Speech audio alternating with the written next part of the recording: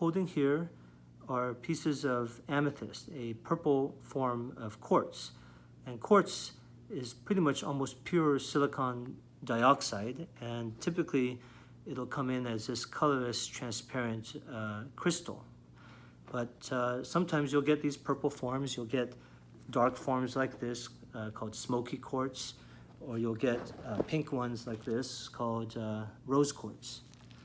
So where does amethyst get its purple color from? Well, it turns out it's related to iron.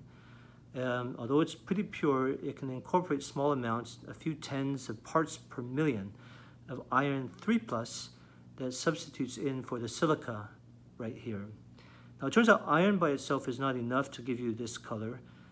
It turns out then that iron 3+ is somewhat unstable, and when this rock sits in the subsurface, this is a geode, for long periods of time, natural radioactivity from the background, from decay of potassium or decay of uranium, generates gamma rays, and those gamma rays go into the quartz crystal, interact with the iron 3+, and actually ionize the iron 3+ by ripping off an electron and sending it off somewhere else in the quartz. And this leaves behind an iron 4+, which is actually a very weird valence state for iron, and that's also unstable.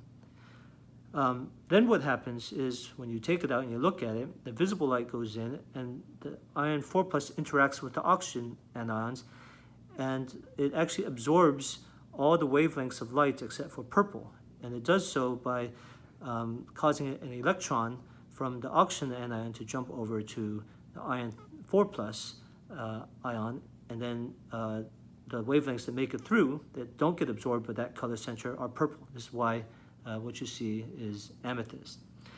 Now you have to be careful, because if you put this out in the sun too long, what it does is it'll allow those electrons that were ejected out to eventually find their way back to those iron 4+ ions, get you back to iron 3+, and you lose your color centers, and your amethyst will lose its color and become pale.